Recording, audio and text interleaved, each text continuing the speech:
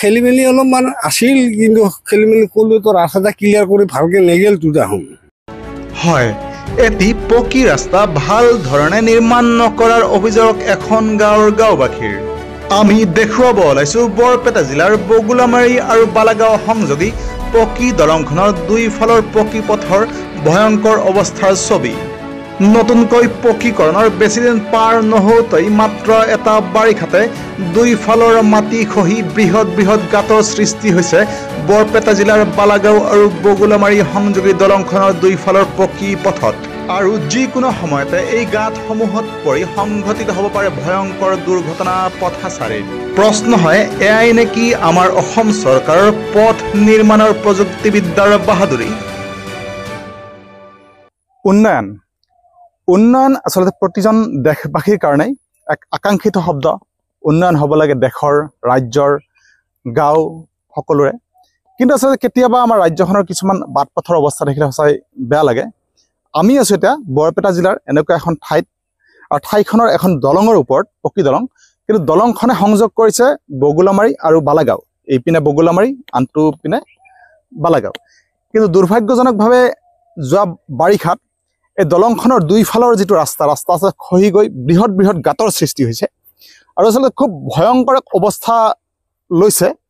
আৰু যিকোনো সময়তে, বিশেষকৈ অচিনাকি ব্যক্তি যদি কোনোবা আহে, বিশেষকৈ নিশাৰ ভাগত, হয়তো এক দুৰ্ঘটনাৰ সন্মুখীনো হ'ব পাৰে ইয়াত। গতিকে আমি এই অঞ্চলৰ ৰাইজৰ লগত কথা পাতিম, আৰু আমাৰ লগত চাই থাকক আজি বগুলামাৰী বালাগাঁও এই যি ৰাস্তাৰ দুৰৱস্থা, ইয়াৰ ওপৰত যুগত আজিৰ এক বিশেষ বাতৰি। ৰাইজে নিজেই বিচাৰ কৰক, এই পকী পথটোৰ আজিৰ এই দুৰৱস্থাৰ কাৰণে দায়ী ঠিকাদাৰৰ কামৰ গাফিলতি নে নিৰ্মাণ কাৰ্যত ব্যৱহৃত নিম্নমানৰ সামগ্ৰী নে প্ৰযুক্তিবিদ্যাৰ দুৰ্বলতা, যাৰ ফলত এই পকী পথটোৰ দুই পাৰে সৃষ্টি হৈছে বৃহৎ বৃহৎ গাঁত।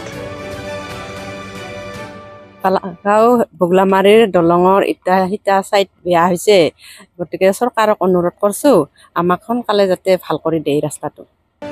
গতিকে পকী পথসমূহৰ এনেকুৱা দুৰৱস্থাই চৰকাৰী কামৰ দুৰ্বলতাৰ লগতে চৰকাৰী ধনৰ অপচয়ৰ কথাকেই জানো নুবুজায়। গতিকে প্ৰশ্ন হয়, কেতিয়ালৈকে বিশ্বমানৰ উন্নত হৈ উঠিব আমাৰ পথ ইত্যাদি নিৰ্মাণৰ প্ৰযুক্তি? বগুলামাৰী বালাগাঁও সংযোগী যিটো পথ, এই পথটোৰ যিটো দলঙৰ সন্মুখৰ কাষৰ ৰাস্তা, এই কাষৰ ৰাস্তাৰ দুয়োফালে ইতিমধ্যে যথেষ্টভাৱে মাটি খহি গৈছে, বৃহৎ বৃহৎ গাঁতৰ সৃষ্টি হৈছে। মানুহবোৰে যেতিয়া যাতায়াত কৰে বৰ বিপদজনকভাৱে যাবলগীয়াত পৰে। কেতিয়াবা যে বৃহৎ ঘটনা হ'ব সেইটো নিশ্চিত বুলি আমি ভাবোঁ। সেইকাৰণে মই অনুৰোধ জনাইছোঁ, চৰকাৰে এই ক্ষেত্ৰত অতি সোনকালে হস্তক্ষেপ কৰে, আৰু এই যিটো বিপদজনক অৱস্থা, এই বিপদজনক অৱস্থা যাতে নহয় তাৰ বাবে ৰাস্তাটো সোনকালে মেৰামতি কৰাৰ ব্যৱস্থা যাতে হাতত লয়, এই আশা মই ৰাখিছোঁ। ধন্যবাদ। এই বগুলামাৰী আৰু বালাগাঁও সংযোগী এই পথটো, এই দলংখনৰ কাষৰ এই ৰাস্তাখিনি খুব বেয়া অৱস্থা হৈছে, খুব বিপদজনক অৱস্থা হৈছে। যোৱাবাৰ বানপানীত আচলতে এইখিনি সহায় নিলে বানপানীয়ে, আৰু এইটো ৰাস্তাটো এতিয়া বহুত বিপদজনক হৈ আছে। যেতিয়া মানে অচিনাকি মানুহ আহিব, তৎক্ষণাত মানে দুৰ্ঘটনা হোৱাৰ খুব চান্স বেছি আছে ইয়াতে। সেইকাৰণে মই চৰকাৰক অনুৰোধ জনাইছোঁ যাতে এইখিনি বিভাগীয় কৰ্তৃপক্ষক এইখিনি দায়িত্ব দিয়ে, যাতে এইখিনি সোনকালে মেৰামতি কৰে। তাৰ কাৰণে মই চৰকাৰৰ ওচৰত অনুৰোধ জনাইছোঁ। মই এজন বগুলামাৰী স্থায়ী বাসিন্দা। আমাৰ বগুলামাৰী আৰু বালাগাঁও সংযোগী দলংখনৰ অৱস্থা যোৱা ভালে কৰিছে, কিন্তু ৰাস্তাটো হৈছিলে ঠিক, কিন্তু যোৱা বানপানীত এই দলঙৰ দুয়োপাৰে ভাঙি চিঙি গৈছে। এইখিনি চৰকাৰক অনুৰোধ জনাওঁ যে এইখিনি সোনকালে ৰিপেয়াৰ কৰি দিয়ে যেন, কাৰণ ৰাতি হয়তো গাড়ী ঘোঁৰা চলি থাকে, ইয়াত দুৰ্ঘটনাগ্ৰস্ত হ'ব পাৰে। আমাৰ এই বগুলামাৰী আৰু বালাগাঁও যিটো ৰাস্তা আছে, দলংখন আছে যে, এই দলংখন এইখিনি তাৰমানে খুবেই বেয়া হৈছে। তাৰমানে এই যিকোনো মুহূৰ্তত ধৰ এক্সিডেণ্ট হ'ব পাৰে আৰু তাৰমানে। গতিকে যাতে চৰকাৰে এইখিনি সহায় সহযোগ কৰি কিবা মেৰামতিখিনি কৰি দিয়ে। আৰু আচলতে পঞ্চায়ত প্ৰতিনিধি বা এনেকুৱা কোনো চৰকাৰী বিষয়াক জনাইছে নে নাই? এই ওচৰতে পঞ্চায়তটো ফেৰি দেখতে পঞ্চায়ত ওচৰতে ফেৰি দেখতে আমি জনাব লগা কোনো কথা নাই সিহঁতৰ মানুহটো আহিয়ে থাকি দি সদায় পঞ্চায়তৰ মানুহে কিবা খবৰ লৈছে নে নাই?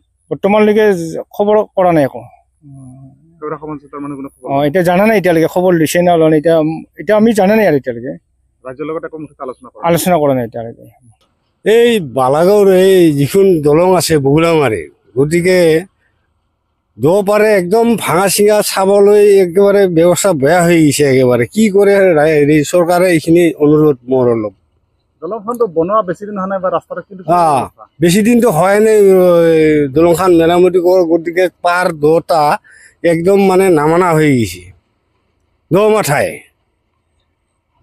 খেলি মেলি আছিল খেলি মেলি অলপমান আছিল কিন্তু খেলি মেলি কৰিলেও তো ৰাস্তাটা ক্লিয়াৰ কৰি ভালকে নেগেল তো দেখোন গতিকে প্ৰশ্ন হয় কেতিয়ালৈকে চকু মেল খাব আমাৰ প্ৰতিনিধিসকলৰ আৰু কেতিয়ালৈকে মেৰামতি হৈ উঠিব এই পকী পথটোৰ হৰভোগৰ পৰা উদয়ন নাথৰ ৰিপৰ্ট নিউজ টাইম 3